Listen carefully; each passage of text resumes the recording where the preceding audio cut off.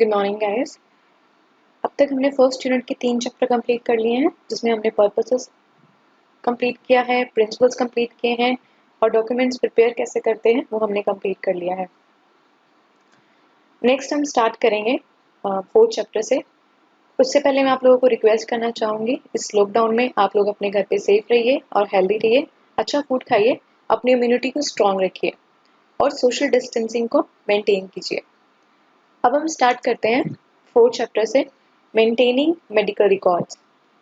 Maintaining medical records में क्या है कि जितने डॉक्यूमेंटेशन आपने करे हैं, जो भी मेडिकल रिकॉर्ड आपने रखा है, उसको कैटेगरी में रख देना, कैटेगराइज कर देना कि कौन सा डॉक्यूमेंट किस चीज़ का है। तब जब भी कभी आपको इन फ्यूचर रिसर्च के लिए या कोई भी चीज़ किसी भी पेशेंट की आपको फाइल की ज़रूरत पड़ती है, तो जिस कैटेगरी में उसको रखा गया उसी कैटेगरी से आप उसको फाइंड कर पाओ। अलग अलग मैथड्स हैं डॉक्यूमेंटेशन को रखने के लिए, ताकि जब भी आपको कोई चीज़ चाहिए होती है तो इजीली आप उस चीज़ को निकाल पाओ या यूज़ कर पाओ।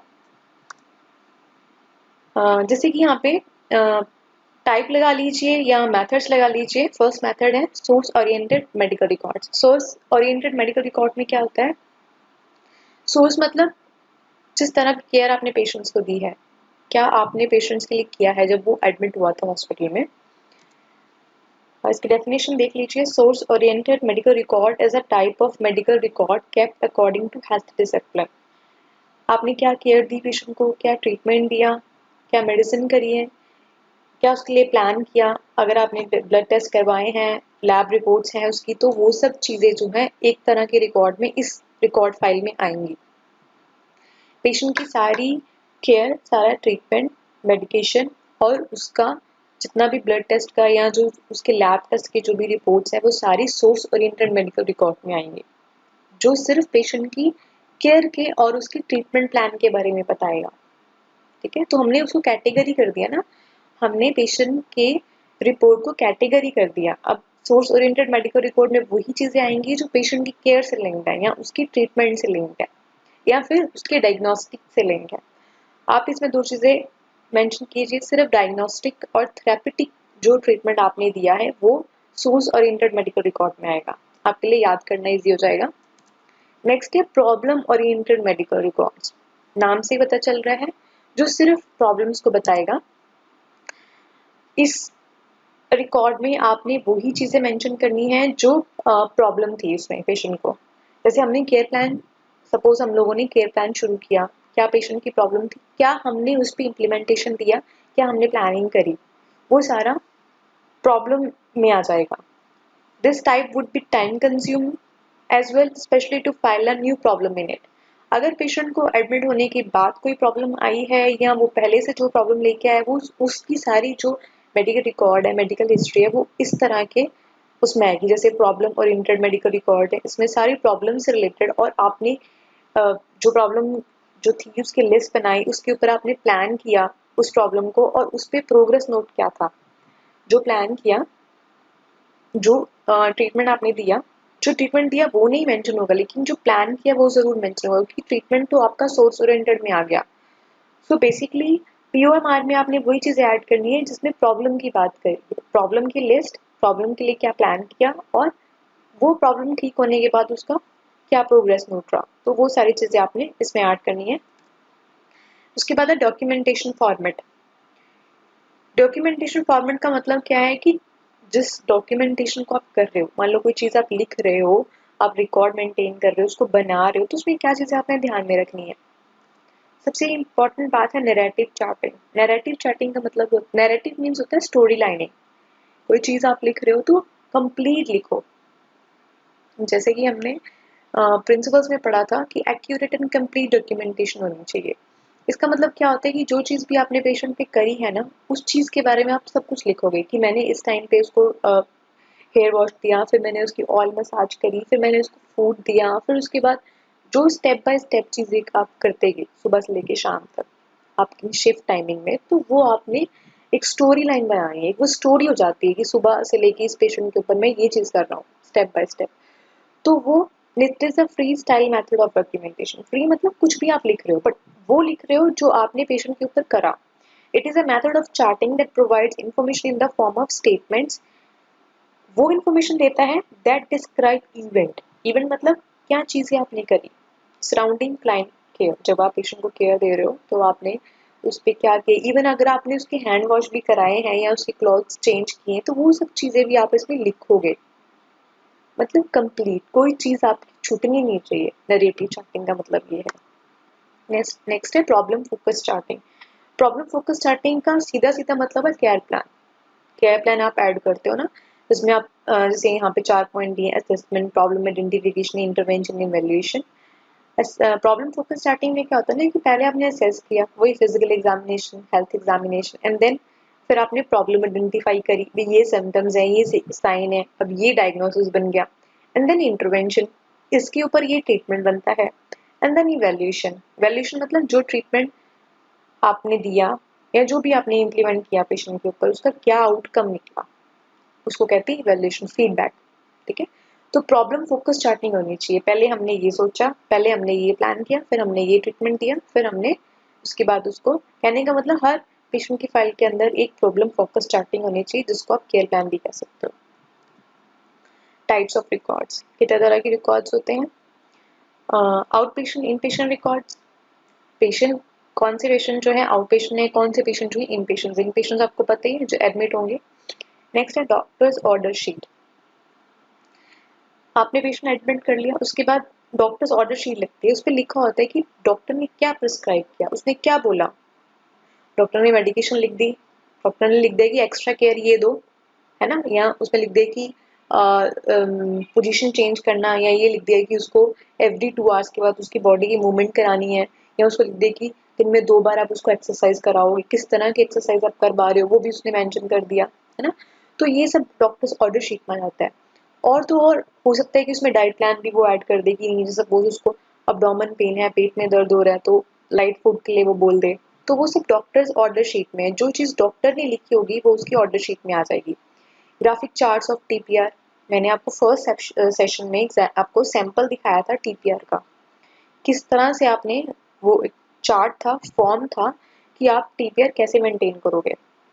टीपीआर फॉर्म जो है ना 24 घंटे का टाइम होता है, सुबह के 12 घंटे, दिन के और रात के 12 घंटे, 24 आवर्स में आपने हर आधे घंटे के बाद, या अगर आप 1 घंटे के बाद ले रहे हो, वैसे तो नॉर्मल पेशेंट है तो 1 या 2 घंटे के गैप में लेते हो, क्रिटिकल कंडीशन में तो एवरी 15 मिनट्स में आप टीपीआर मेंटेन कर रहे हो। तो वो चार्ट, कितने बजे आपने टीपीआर लिया, क्या उसकी वैल्यूज थी, वो सारी आपने चार्ट में मेंटेन करनी है और वो पेशेंट की फाइल में लगेगी। नेक्स्ट है reports of laboratory examination. Lab test, जैसे कि मैंने आपको बताया ब्लड टेस्ट हुए हैं उसके, तो उसकी सारी रिपोर्ट्स पेशेंट की फाइल में होनी चाहिए, क्योंकि जब भी डॉक्टर राउंड पे आएगा, जब भी वो फाइल को रिव्यू करेगा तो वो सारी चीज़ें एक बार देखेगा। ठीक है, तो जो रिपोर्ट्स हैं लैब एग्जामिनेशन की, उसके चाहे ब्लड टेस्ट हुए हैं, चाहे उसका एक्सरा हुआ है, चाहे कोई भी डायग्नोस्टिक टेस्ट उस पर हुआ है, तो उसकी रिपोर्ट आपने इसमें लगानी है।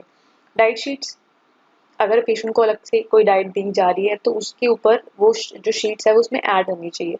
Consent form for operation and anaesthesia, last year मैंने आपको पढ़ाया था 11th में भी, जब हम प्री ऑपरेटिव केयर पढ़ रहे थे, तो हम ऑपरेशन में जाने से पहले पेशेंट से कंसेंट लेते हैं, कंसेंट फॉर्म की, अगर पेशेंट को कुछ ऐसा होता है जब हम सर्जरी कर रहे हैं तो उसके लिए हॉस्पिटल या कोई भी टीम मेंबर हॉस्पिटल का उसके लिए रिस्पॉन्सिबल नहीं होगा।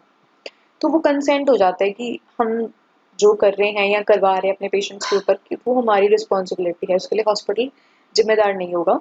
तो वो कंसेंट फॉर्म ऑपरेशन के लिए भी, एनेस्थीसिया के लिए भी, कि एनेस्थीसिया हम लोग दे रहे हैं तो पेशेंट जो है हम आपको सुन करेंगे इतनी देर के लिए, तो ये कंसेंट फॉर्म हो गया। वो कंसेंट फॉर्म अगर पेशेंट की सर्जरी हुई है तो वो उसमें ऐड होगा। Intake and output chart, intake and output chart क्या होता है?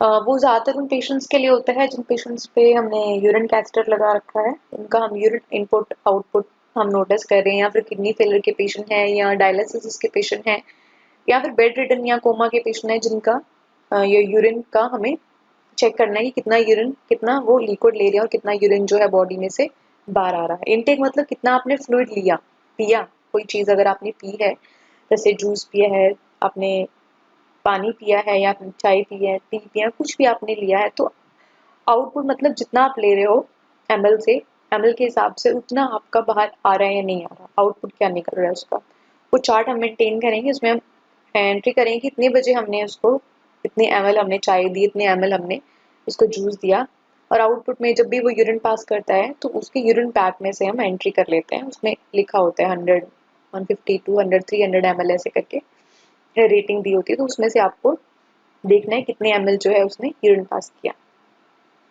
उसके बाद reports of anaesthesia, physiotherapy, occupational therapy and other special treatment. जो भी आप पेशेंट के ऊपर कर रहे हो, आपने एनेस्थीसिया दिया, उसकी रिपोर्ट लगी, आपने फिजियोथेरेपी कराई, ठीक है, पेशेंट की फिजियोथेरेपी हुई तो उसकी आपकी रिपोर्ट लगी, ऑक्यूपेशनल थेरेपी या अदर कोई भी स्पेशल ट्रीटमेंट आपने पेशेंट को दिया है तो वो सब ऐड होगा उसकी पेशेंट की फाइल में या फिर रिकॉर्ड्स में। उसके बाद रजिस्टर्स आपने मेंटेन करने हैं सारे जो भी पेशेंट केयर के साथ लिंक्ड है। जैसे पेशेंट केयर कोई आप कर रहे हो तो उसके लिए क्या चीज़ें या क्या हॉस्पिटल का सामान, क्या इंस्ट्रूमेंट्स, क्या ट्रीटमेंट आपने यूज़ किए, वो आप रजिस्टर में आप मेंटेन करोगे। नेक्स्ट है documentation of medico legal cases. Medico legal cases कौन से होते हैं जिसमें पुलिस इन्वॉल्वमेंट होती है। रोड साइड एक्सीडेंट हो गया, मर्डर केस हो गया, सुसाइड केस हो गया, वो जितने भी केसेस हैं वो मेडिको लीगल केसेस होते हैं। उनमें हमें कौन कौन सी चीज़ें हमने ध्यान में रखनी है। फर्स्ट क्या है, पुलिस इंटीमेशन। आप लोग टीवी में देखते हो, रोड साइड एक्सीडेंट है या मर्डर केस है, लेके जाते हैं हॉस्पिटल में, डॉक्टर मना कर देते हैं, नहीं ये तो पुलिस केस है जी, पहले तो पुलिस आएगी। यानी इवन हमारे यहाँ नॉर्मल लाइफ में भी हम लोग हॉस्पिटल में काम करते हैं तो ऐसा होता है, क्योंकि उसमें पुलिस की इन्वॉल्वमेंट होती है तो पुलिस इंटीमेशन केस होता है वो। तो पुलिस इंटीमेशन फॉर्म भी आपको फिल करके रिकॉर्ड में रखना है कि ये पुलिस केस था। अगर वो रोड साइड एक्सीडेंट है या उसको किसी ने धक्का मार के गिरा है, सुसाइडल केस है, या खुद किसी ने या किसी को मर्डर किया है या किसी को शूट किया है, तो उस तरह के केसेस में पुलिस इंटीमेशन केस हो जाता है। नेक्स्ट है वुंड सर्टिफिकेट। वुंड सर्टिफिकेट क्या होता है, वुंड सर्टिफिकेट फिर उन्हीं केसेस में देते हैं जिस केसेस में किसी ने किसी को शूट किया है। सपोज मान लो किसी ने किसी को मर्डर करने की कोशिश की है, किसी ने किसी को चाकू से मारा, तो वहाँ पे जख्म बन गया, वुंड बन गया, तो उसका सर्टिफिकेट देंगे कि ये आगे फर्दर कोर्ट केसेस के लिए, पुलिस इंक्वायरी के लिए वहाँ पे वुंड सर्टिफिकेट हमें देना पड़ता है कि इतना गहरा घाव था और इतनी ब्लीडिंग हुई या इतना नुकसान हुआ या ये सब चीज़ें क्या क्या बॉडी में डैमेज हुआ, वुंड सर्टिफिकेट उसके लिए हम देंगे। नेक्स्ट है डिस्चार्ज सर्टिफिकेट। कितना टाइम हॉस्पिटल में रहा, कब हमने उसको डिस्चार्ज किया, तो ये सब चीज़ें हमने डिस्चार्ज सर्टिफिकेट में देनी है। एक्सीडेंट कम वुंड रजिस्टर। जो भी एक्सीडेंट केसेस आते हैं उसमें उसकी आपने एंट्री करनी है, कितना जख्म हुआ, क्या केसेस रहा, वो सारी चीज़ें आपने अलग से मेंटेन करनी है जो भी मेडिको लीगल केसेस होंगे। नेक्स्ट है मेडिकेशन रिकॉर्ड। मेडिकेशन रिकॉर्ड आपने अलग से रखना है जिसमें आपने देखना है कि क्या क्या मेडिसिन आपने पेशेंट को प्रोवाइड कराई हैं, कौन सा आपने कौन कौन सी चीज़ें उस टाइम पे आपने दी है मेडिकेशन में, इंजेक्शन दिए हैं, टैबलेट दिए हैं, सिरप दिया है, किस तरह की मेडिकेशन आपने करी है, वो सारा अलग से आपने रिकॉर्ड मेंटेन करना है। Nursing discharge and referral summaries. जितने पेशेंट डिस्चार्ज हुए हैं उनका अलग से रिकॉर्ड होगा, जितने रेफर हुए हैं या ट्रांसफ़र हुए हैं उनका आपने अलग से रिकॉर्ड बनाना है। इसके बाद role of GD in maintaining the records. GD का क्या काम होता है, जो वो रिकॉर्ड मेंटेन कर रहे हैं। जब आप डॉक्यूमेंटेशन करने लग जाओगे ना, जब आप हॉस्पिटल में जाओगे तो आप कोई भी चीज़ करते हो, मैंने आपको क्लास में भी बताया था, कोई भी हम प्रोसीजर करते हैं पेशेंट पे तो हर प्रोसीजर की आप लोगों ने एंट्री करनी है। कोई चीज़ हो सकता है पेशेंट आपकी एब्सेंस में, आपके जाने के बाद या आपकी ही प्रेजेंस में पेशेंट की डेथ हो जाए, तो माइट भी हो सकता है कि उसके लिए कहीं ना कहीं 1-2% आप रिस्पॉन्सिबल हो सकते हो, आपकी नेग्लिजेंस, लापरवाही, केयरलेसनेस। तो आप कोई चीज़ कर रहे हो तो उसके लिए आपको मेंशन करना बहुत ज़रूरी है।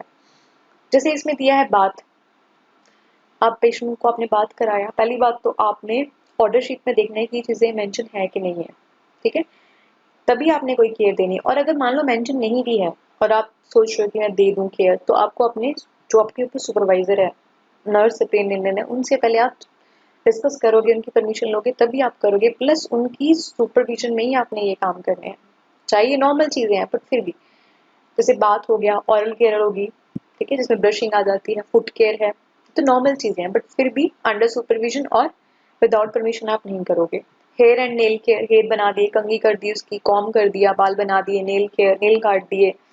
यूरिनरी कैथेटर केयर, जैसे कि मैंने आपको बताया कि जो पेशेंट खुद उठ के बाथरूम के लिए नहीं जा सकते, उनके यूरिन कैथेटर पाइप लगी होती है, तो उसको चेंज करना पाइप को, या उसकी जो जो बैग है यूरो बैग जिसको बोलते हैं, जिसमें यूरिन एक्युमुलेट इकट्ठा होता है, उसको चेंज करना, ठीक है। उसके बाद बैक केयर आपने दिया, बैक मसाज आपने दी है, वो आपने ध्यान देना उन चीज़ों पे। जैसे कई कई क्या पेशेंट्स है ना, कोमा वाले पेशेंट्स है, अनकॉन्शियस पेशेंट है, उसमें आप बैक केयर दे सकते हो, लेकिन पर आपको इंश्योर करना पड़ेगा कि पेशेंट को कोई बैक इंजरी तो नहीं है, कोई बैक प्रॉब्लम तो नहीं है कि अगर आप उसको दे रहे हो तो और कहीं वो रिस्क में आ जाए। तो चीज़ें आप पहले से चेक कर लीजिए, ठीक है। उसके बाद टर्निंग एंड पोजीशनिंग, पेशेंट को टर्न करना, लंबे समय तक बेड पे है उसको उसकी साइड को चेंज करना, पोजीशन देना, ये तो कॉमन चीज़ें होती हैं जो आप हर पेशेंट्स पे करते हो। लेकिन फिर भी जब आप कोई चीज़ कर रहे हो तो आप किसी को सुपरविजन में ही करो। मील इनटेक, क्या आप खाने में क्या ले रहे हो, तो वो चीज़ें वो ज़रूरी भी है। तो हो सकता है समटाइम पेशेंट क्या है ना, हॉस्पिटल के फूड से या फूड लेने के बाद ही उसको वॉमिटिंग हो गई है, या जी कच्चा होने लग गया है, मन खराब होने लग गया है उसका, नोज़िया हो रहा है उसको, तो वो इसलिए ज़रूरी है मील इनटेक को भी मेंशन करना। Fluid intake, fluid liquid diet को क्या ले रहा है, range of motion exercise, body की मूवमेंट कितनी करवाई है, बेड पे लेट के उसने अपने हाथों की मूवमेंट, अपने बाजू की मूवमेंट, अपने लेग्स की मूवमेंट उसने कितनी करी है। अगर आप उसको करवा रहे हो, सपोज डॉक्टर ने बोला है कि आप इसको रेंज ऑफ मोशन एक्सरसाइजेस करा सकते हो, तो आपने उस पेशेंट को करवानी है, और अगर करवाई है तो वो आपने मेंशन करनी है। उसके बाद टीपीआर है, टेम्परेचर पल्स रेस्पिरेशन, वो मैंने आपको पहले भी बताया कि उसका आपने अलग से रिकॉर्ड देना है उसको, एक उसका ग्राफ है, उसका एक चार्ट है जिसमें आपने मेंटेन करना है। एंड बीपी, डेफिनेटली जब आप टीपीआर मेंटेन कर रहे हो तो साइड में आप बीपी भी मेंटेन करोगे। इस चैप्टर में हमने सारी चीज़ें कवर कर दी हैं कि रिकॉर्ड आपने कैसे मेंटेन करना है, ये सारी चीज़ों को आपने अपने ध्यान में रखना है। मेरे ख्याल से वैसे तो कोई डाउट नहीं होना चाहिए, बट इनके सबको कोई भी डाउट होता है तो आप लोग मुझे मैसेज या कॉल कर सकते हैं। Thank you so much, have a nice day.